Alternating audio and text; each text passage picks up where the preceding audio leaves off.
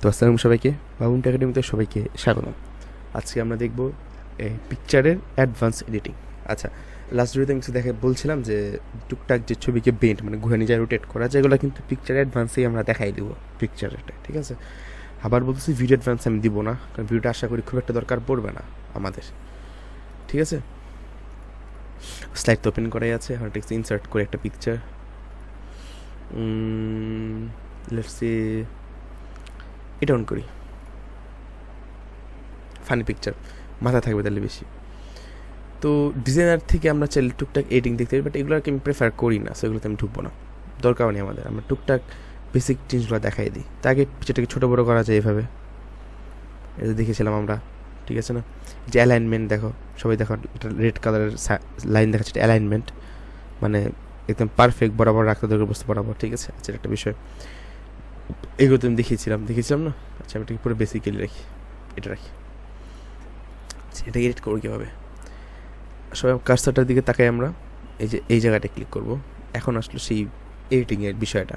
ওই যে word editing, যারা ভিডিওটা দেখেছি ওয়ার্ড এডিটিংয়ের, তাদের জন্য এই ভিডিওটা খুব ইজি হবে, কারণ আমি অনেক কিছু হয়তো স্কিপ করলে তোমরা বুঝতে পারবো যে তোমরা ওয়ার্ডিং দেখে আসো। সবাইকে আমি সাজেস্ট করবো টেক্সট এডিটিং, যেটা বলে টেক্সট ফরম্যাটিংয়ের অ্যাডভান্স ভিডিওটা একটু দেখে আসতে আমার এই সিরিজেরই, এটা আমার ইতিমধ্যে পাবলিশড হয়ে গেছে, হয়ে যাওয়ার কথা যদি মানে আমার যে প্ল্যান অনুযায়ী আর কি আমি যেহেতু পাবলিশ করতেছি। এটা কী চেঞ্জ করা যাবে ফরম্যাট পিকচারে?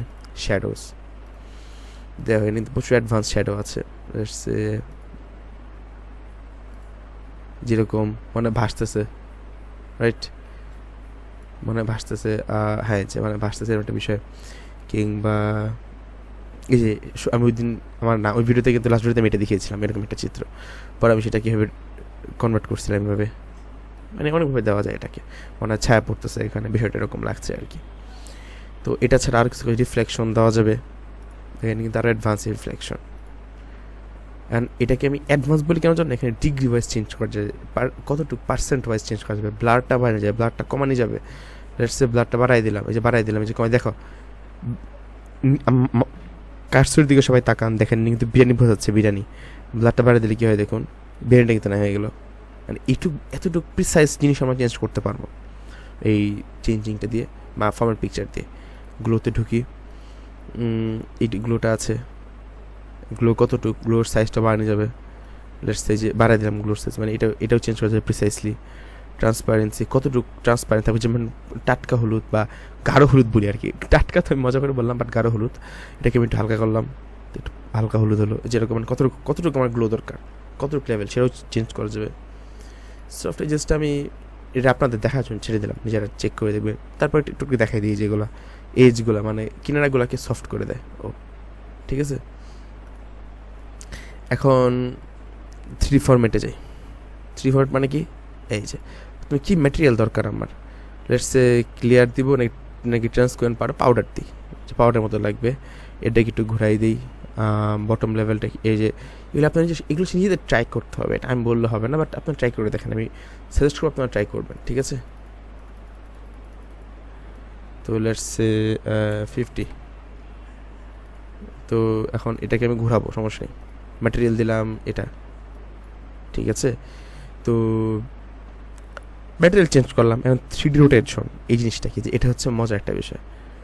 এরকম ঘুরাইলাম, এই যে দেখো, এখন যদি আমরা এই 3D রোটেশনটা এনেবল করলাম, এরকম একটা রোটেশন বা এরকম রোটেশন দিলাম, দিয়ে এখন যদি এখানে আমি চেঞ্জ করি ম্যাটেরিয়াল, দেখো তাহলে কী হয়, দেখো ম্যাটেরিয়াল মানে এই জায়গাটা চেঞ্জ হচ্ছে খাতার মতো। আমি বললাম যে এরকম থাকবে, বোঝা যায় একটা কিছু দিই, কালার চেঞ্জ করতে হবে, ব্লু, ঠিক আছে।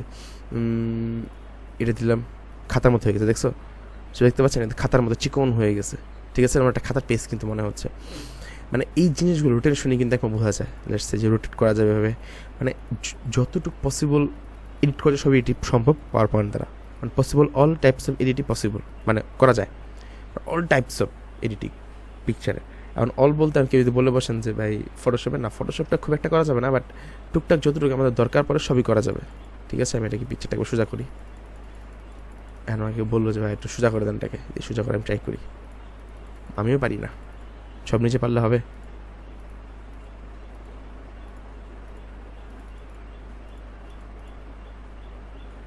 ঠিক আছে, আশা করি একটু কাছাকাছি যেতে পারছি রোটেশন করে।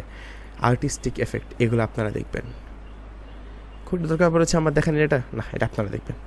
এটার ইউজেস খুব কম হয়, বাট আশা করি এই যে আমি শর্টে দেখালাম এটা একটু ইনডেপথ আলোচনা আমি করেছি আমার টেক্সট ফর্মেট ভিডিওটা, আমি ইনডেপথ দেখাইছিলাম যে কীভাবে এডিট করা যায়।